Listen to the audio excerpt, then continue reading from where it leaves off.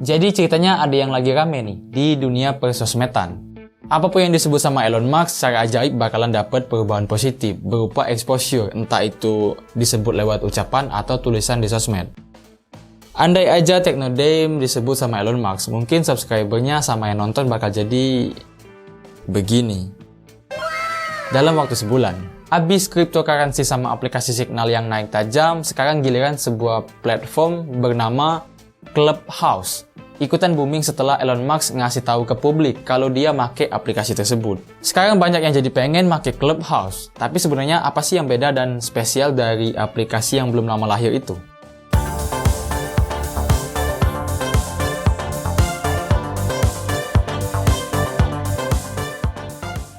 Awalnya gue pengen coba karena lihat-lihat lagi viral di Facebook.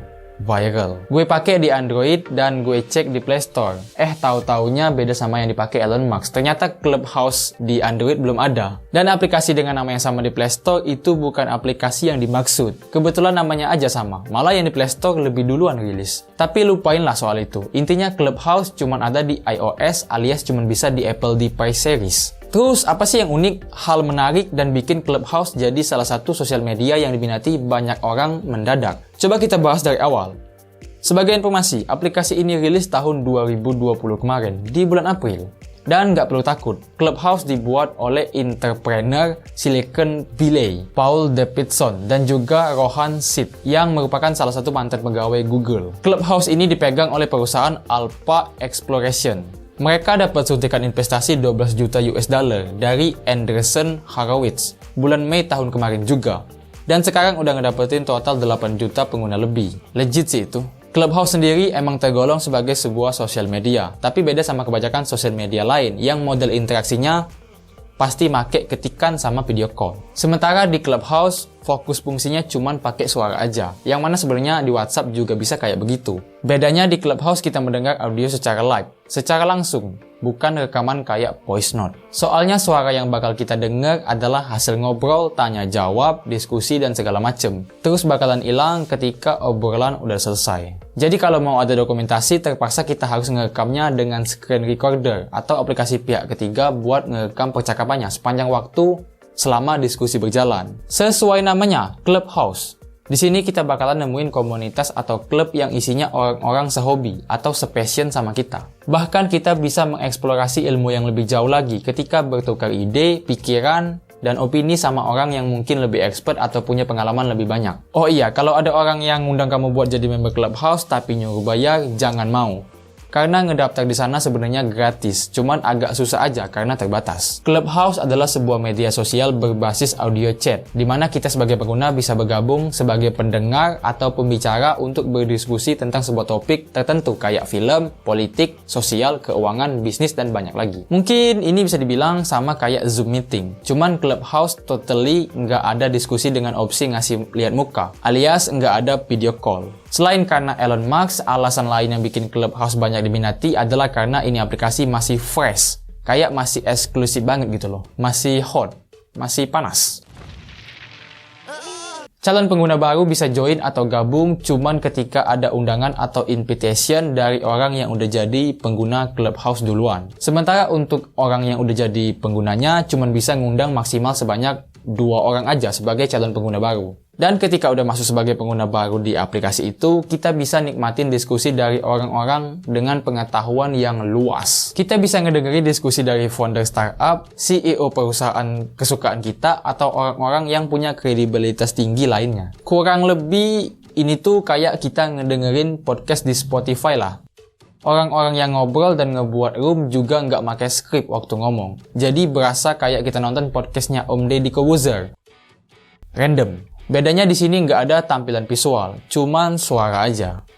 Cocok sih buat yang lagi kerja atau lagi nyantai di atas genteng, sambil ngedengerin diskusi orang-orang berkelas yang ada di sebuah room. Dan tentu kita juga bisa join sebagai pengguna yang pengen ngasih opini atau bertukar pikiran dengan mereka juga. Tapi sebagai informasi, statusnya Clubhouse sekarang masih sebagai uji coba alias beta version. Sebenarnya yang beginian udah gue temuin di aplikasi lain sih, sebut aja Discord. Cuman bedanya Discord. Biasanya lebih sering dipakai orang-orang buat ngobrol sambil main game. Sementara di sini akan lebih terasa cocok buat ngobrolin hal lain selain game. Kita bisa ngebuat room, terus jadi moderator supaya ada topik podcast yang bisa dibuka sebagai bahan diskusi. Waktu udah gabung jadi member, kita juga bakal dikasih rekomendasi akun-akun atau orang-orang yang bisa disesuaikan dengan selera kita. Mungkin dokter, seorang public speaking terkenal, dan lain-lain. Di beranda aplikasi waktu kita pertama kali ngebuka, bakalan tampil room-room yang udah di setup oleh masing-masing moderator dengan fokus pembahasan topik tertentu. Di sebuah room pasti punya yang namanya moderator. Dia punya hak atas segala panel di sebuah room. Dia juga yang bikin peraturan, supaya orang-orang yang join nggak asal ngomong. Dimana moderator bisa ngatur siapa aja yang bisa ngajuin pertanyaan di waktu tertentu dan ngeluarin orang-orang yang melanggar rule dari ruangan. Di dalam room ada 3 role, meliputi moderator, speaker, dan listener. Moderator itu anggap aja sebuah admin, sebuah grup diskusi alias pembawa acara. Sementara speaker itu pembicara, dan listener itu adalah pendengar. Moderator bisa ngunci room, nge-mute atau matiin akses berbicara speaker, dan juga naikin listener ke posisi speaker, supaya bisa mengajukan pertanyaan atau mengeluarkan opini dia. Dan satu hal yang gue suka adalah di satu room Clubhouse bisa menampung maksimal 5.000 orang. Baik itu listener atau speaker. Bayangin coba kalau kita bikin room dan mengundang 5.000 teman di Facebook. Kita bisa minta mereka supaya nge-like dan berinteraksi setiap kita bikin postingan. Nggak kayak 2 hours later.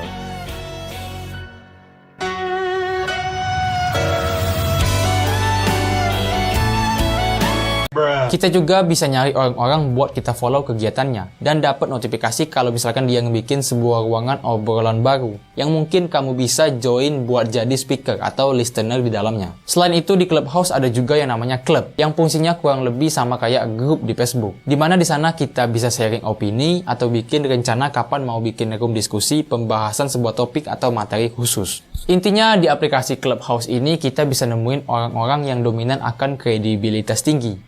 Belum tercemarin lah sama bocah-bocah FF atau anak sitpost.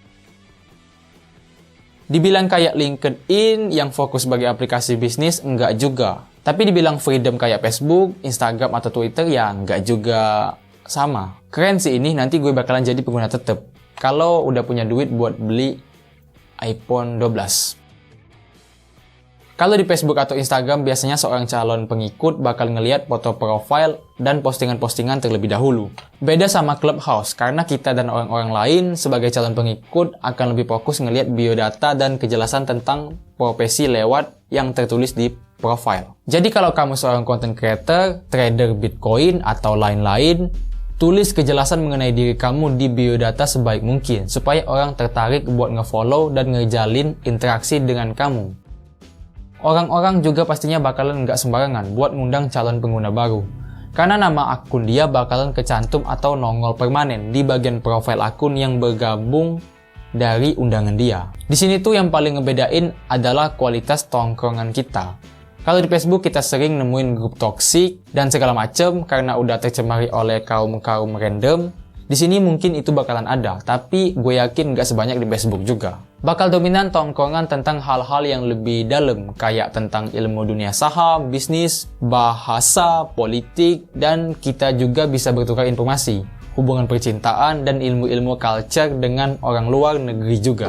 Di dalam room ada fitur raise hand. Ini sama kayak kalau kita lagi di kelas pelajaran sekolah. Kita bisa ngangkat tangan buat ngajuin pertanyaan atau mau menyampaikan sesuatu. Salah satu efek positif dari aplikasi ini buat orang kayak gue adalah melatih kemampuan public speaking tanpa skrip. Karena gue suka belibet ngomongin sebuah topik secara spesifik dengan kata-kata yang random. Jadi susah aja gitu. Dengan Clubhouse, gue bisa ngelatih hal tersebut supaya bisa tertata lebih rapi lagi tanpa harus ngebaca atau ngapalin skrip yang udah disusun. Supaya aplikasinya bisa merekomendasikan ke hal-hal yang sesuai dengan kita, di bagian setting kita isi interest atau ketertarikan kita dengan topik-topik yang sesuai. Kita bisa isi dengan belasan sampai puluhan topik. Di Indonesia sendiri udah mulai banyak public figure yang make Clubhouse, kayak Pak Wisnu Tama, Ernest Prakasa, dan masih banyak lagi.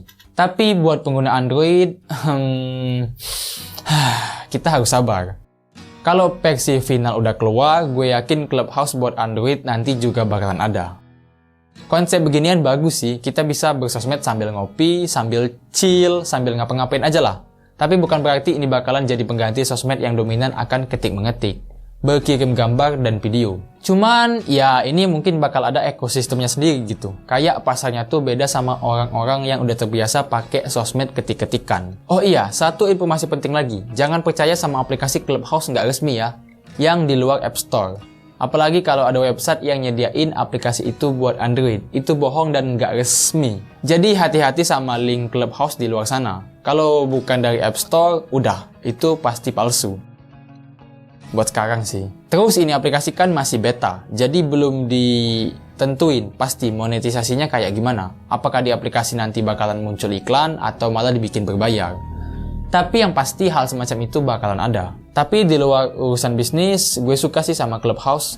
Di sini mungkin kita bisa membuat ekosistem bebas toksik yang fresh tanpa toksik-toksikan. Mungkin di sini kita bisa membuat ekosistem fresh yang baru tanpa toksik-toksikan. Kita bisa nge-build komunitas YouTuber pemula, ngebahas bisnis dari kecil dengan orang-orang yang serius, atau menjadi tempat kita buat sharing-sharing seputar pengalaman kehidupan.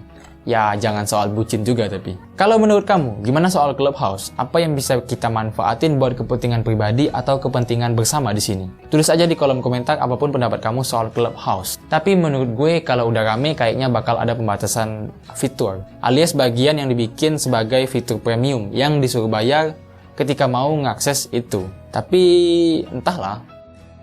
Semoga informasi yang gue sampaikan bermanfaat aja. Sampai ketemu di konten Tech Nada yang berikutnya.